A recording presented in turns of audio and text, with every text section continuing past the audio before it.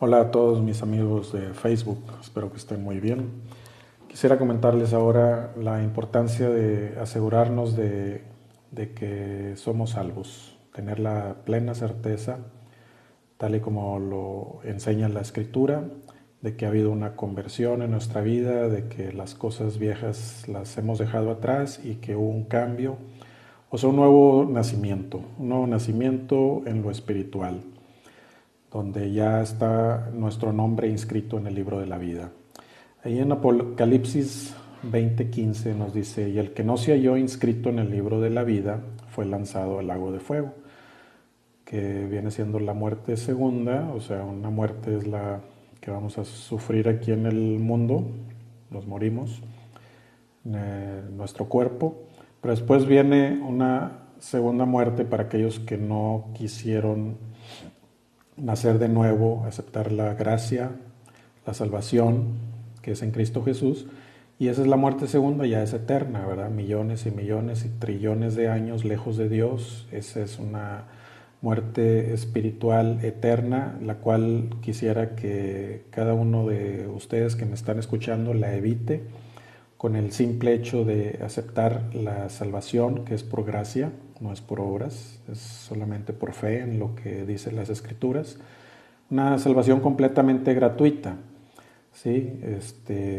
Tal y como la recibió el malhechor o ladrón que estaba al lado de la cruz de Cristo, que también estaba crucificado, creyó en Cristo y le dijo, cuando vengas en tu reino, acuérdate de mí. Y Jesús le respondió, de acuerdo a esa fe que tuvo en él, le dijo, desde hoy estarás conmigo en el paraíso. Todos queremos estar en ese paraíso, te lo aseguro, todos los que me están escuchando, que es lo único que hay que hacer, asegurarse de esta salvación. Así que los que me están escuchando, no importa que te creas que tienes muchos años en el Evangelio o si eres nuevo, no importa. Mi propósito es que estés bien seguro de esta salvación que es por fe en la Escritura.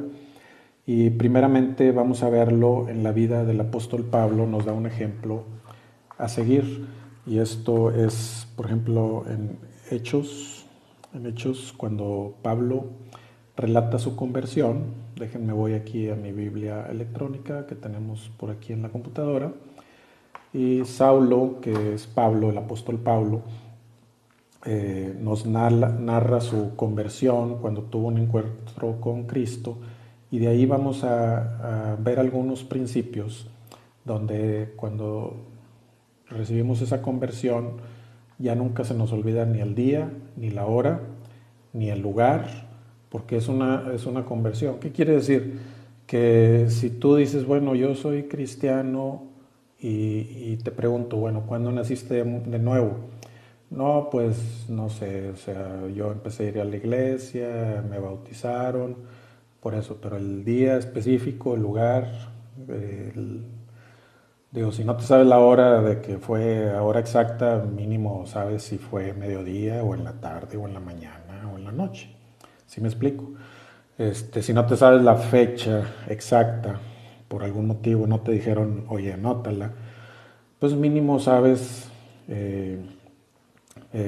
más o menos, o sea, tiene que ser un día específico. Por ejemplo, si yo te pregunto a los que están casados, oye, ¿qué día te casaste, verdad, con tu esposa? Y dices tú, no, pues fue poco a poco y pum, ya nos casamos. Pues no, ¿verdad? Es una fecha específica, por eso tenemos el anillo, si te olvidas, pues ahí viene la fecha. Y así es con Cristo. Con Cristo, cuando nacemos de nuevo, la fecha es inolvidable. No, no es poco a poco, es un momento donde tú pides perdón por tus pecados, Él te perdona y te inscribe en el libro de la vida. Y ya nadie puede borrarte de ahí, al menos que deseches la gracia. ¿Sí? O sea, que digas tú, bueno, voy a vivir por obras, las obras del Antiguo Testamento, las leyes, bueno, voy a hacer esto y esto y esto y voy a ser salvo. Entonces ya desechas la gracia, que es lo que Jesucristo hizo en la cruz por ti y por mí, y ya te crees tan justo que la desechas y entonces ahí ya vas a estar en problemas porque ya la salvación ya no va a ser por fe, sino por obras y nadie podemos cumplir toda la ley. Nadie, no existe nadie, ¿verdad? Entonces por eso aquí Pablo nos narra y yo quisiera leerles así brevemente cómo Pablo nos narra esta conversión. Entonces ahí vamos a ver en Hechos 9:3. Hechos, vamos a ver un poquito 9:3, dice, mas yendo por el camino, o sea, iba caminando, aconteció que al llegar cerca de Damasco, fíjense cómo sabía el lugar, el apóstol Pablo no se le olvidaba, repentinamente le rodeó un resplandor de luz del cielo y cayendo en tierra oyó una voz que le decía, Saulo, Saulo, o sea, Pablo, ¿por qué me persigues? Porque él perseguía a la iglesia, ¿verdad? Él pensaba que estaba bien, era legalista, pensaban que todos se tenían que circuncidar, seguir la ley de Moisés y no creer en Cristo. Entonces Cristo mismo lo enfrentó, espérame, estás siguiendo, al seguir a la iglesia me estás siguiendo a mí, estás en contra de mí. Entonces, ¿por qué me persigues? Le dice Jesús. Estás persiguiendo a la iglesia, me estás persiguiendo a mí. Y lo enfrentó. Ahora, Pablo vino a ser apóstol porque aquí vio a Jesús, porque no cualquiera se puede llamar apóstol. Lástima que en nuestro tiempo a cualquiera le dicen apóstol. No, aquí tuvo un encuentro con Jesús, pero vio a Jesús. Es la diferencia de un apóstol a una persona en nuestros tiempos que no es apóstol, ¿verdad? Y él le dijo, ¿quién eres, Señor? Y le dijo, yo soy Jesús, a quien tú persigues. Dura cosa te es dar cosas contra el aguijón. Él temblando y temeroso dijo, Señor, ¿qué quieres que yo haga? Y aquí ya vemos una reacción, ¿verdad? Un reconocimiento de que estaba en mal camino y reconoció al Señor. Y el Señor le dijo, levántate y entra en la ciudad y se te dirá lo que debes de hacer. Así que esta fue la conversión de Pablo, aceptó la salvación en Jesús, tuvo ese encuentro y de ahí su vida cambió. ¿Qué quiere decir? Que antes perseguía a cristianos, ya después ya no. Y eso es lo que te quiero hablar. Por ejemplo, Jesús hablando con Nicodemo, ahí en Juan, nos narra esto. Habla simple y sencillamente que es necesario nacer de nuevo. ¿Sí? Es una vida antes y otra después. Pero lo importante es acordarnos de esa fecha. Por ejemplo, si yo te pregunto, ¿cuándo cumples años? ¿Cuándo naciste? Pues no me vas a decir, oye, pues fíjate que nací en febrero o marzo o en abril. Pues no. Tienes que tener un día y fecha de nacimiento. Y así es en lo espiritual.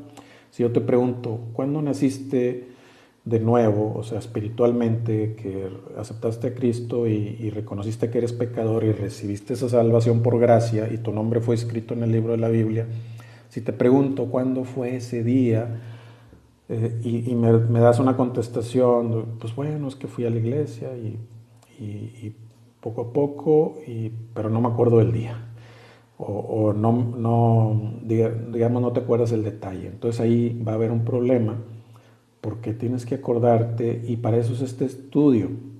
Si Pablo se acordaba, vemos ya después que se lo contó a Bernabé ahí en Hechos 9:27. Si quieren lo leemos así rapiditamente. Dice, entonces Bernabé tomándole, le trajo a los apóstoles y les contó cómo Saulo había visto en el camino al Señor. Eso ya habla de apóstol, ¿verdad? Nosotros no vemos a Jesús literalmente, sino que es por fe en su palabra. Es importante que quede esto claro. Una cosa son apóstoles, los que iniciaron la iglesia, que vieron físicamente a Jesús. Nosotros es lo que le dijo Jesús a Tomás, bienaventurados los que no vieron y creyeron. Esos son nuestros tiempos.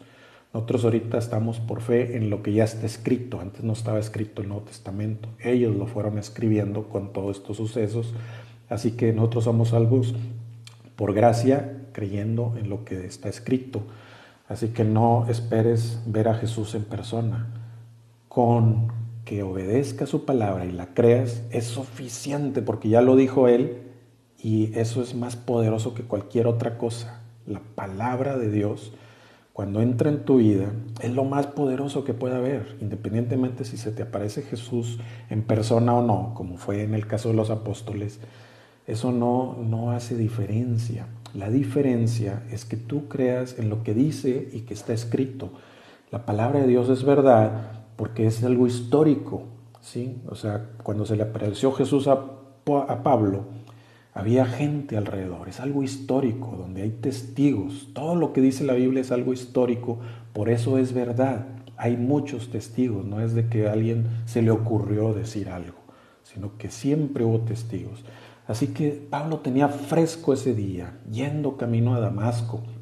Le sobrevino ese resplandor y cayó al suelo y tuvo ese encuentro con Jesús. Entonces Bernabé lo testificó, o sea, quiere decir que se lo contó a Bernabé ese cambio que hubo. Es un día específico, es un momento específico. Y después, en Hechos 22:6, qué interesante, yo de veras me gozo mucho con la palabra de Dios. Hechos 22:6, vuelve otra vez el apóstol Pablo, ya habían pasado muchos años, y vuelve a contar su conversión como si fuera ayer. Y aquí ya habían pasado como 20 años, ¿verdad?, de su conversión. Entonces narra otra vez y dice, pero aconteció que yendo yo, al llegar cerca de Damasco, como mediodía, ahí está la hora, como a mediodía, no sé, 12, 1, pero es una hora específica. Quiero que te acuerdes bien, bien. Y si no te acuerdas, hoy es el día donde dices tú, quiero anotar el día de hoy, y para que ya jamás se me olvide, anótalo en tu Biblia, en una libreta donde jamás se te vuelva a olvidar, porque ese día es muy importante. Entonces dice, como a mediodía, de repente me rodeó mucha luz del cielo, fíjate, en mediodía, y vio una luz, o sea, fuerte. Y caí al suelo y oí la voz que me decía, Saulo, Saulo, ¿por qué me persigues? Entonces lo volvió a narrar, y no fue la última vez. Ya después, con el rey Agripa, que ya lo tenían encarcelado, en Hechos 26, vamos, ya nomás este último pasaje, Hechos 26:13, volvió a narrarlo como si hubiera sido ayer, ¿verdad? Dice, en el 12 dice, ocupado en esto, iba yo a Damasco con poderes y en comisión de los principales sacerdotes, cuando a mediodía, otra vez a mediodía, se acordaba de la hora, oh rey, yendo por el camino, vi una luz del cielo que sobrepasaba el resplandor del sol, el cual me rodeó a mí y a los que iban conmigo. Hay testigos de eso, ¿sí? Entonces, por eso nos bautizamos cuando creemos en Cristo, porque debe de haber testigos. Esto es algo legal. Cuando nosotros nos convertimos a Cristo, después nos bautizamos, nuestro nombre es escrito en el libro de la vida, ¿sí?, cuando creemos en Cristo, pero Él quiere que haya testigos, porque es algo legal, porque cuando Satanás nos ataca también es algo legal. Entonces, ¿qué quiere decir? Que Teo pecó desobedeciendo a sus padres, mintiendo, robando, teniendo malos pensamientos, y a ti también te va a decir eso, Satanás. Y todo eso es algo legal, está escrito. Desobedecimos los mandamientos todos y los seguimos desobedeciendo para acabarla de amolar, ¿verdad? Pero también es algo legal la salvación, ¿sí? Te lo voy a mostrar. Ahí en Colosenses 2:14, vamos a ver cómo es algo legal la salvación. Entonces, vamos rápidamente aquí en mi computadora eléctrica y te lo voy a decir. Colosenses 2:14 nos dice, desde el 2:13, fíjate, dice, y a vosotros estando muertos en el pecado, en la incircuncisión de vuestra carne, os dio vida juntamente con él, perdonándonos todos los pecados, todos, anulando el acta de los decretos que había contra nosotros. Había un acta, ¿sí?, que nos era contraria, quitándola de en medio y la clavó en la cruz. Entonces, cuando nosotros creemos en Cristo, no te olvides del día, no te olvides de la hora, ¿sí? Es una vida de antes y una después, cambiamos, es un viejo hombre y renovado a un nuevo hombre, una nueva persona, clavándola en la cruz, ese acta, todo lo que estaba en contra de nosotros. lo borra con su sangre. Y en el 2.15, Colosenses 2.15 dice, y despojando a los principados y a las potestades. ¿Sí? ¿Qué son? Principados y potestades. Son todos los demonios que nos están acusando día y noche junto con Satanás. ¿Sí?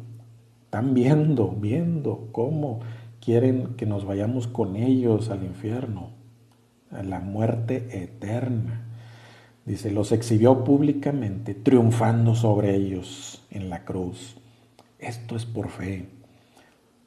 Cristo triunfó sobre ellos en la cruz, así que esa acta de decreto, que nos era contraria, la clava en la cruz, todo lo que estaba escrito ahí, lo borra con su sangre y automáticamente tu nombre es inscrito en el libro de la vida y borrado todos tus pecados. Así que es importante que te acuerdes del día y la fecha, ese es el mensaje. Así que te motivo a que hagas lo que dice Romanos 9, 10, 9 y 10.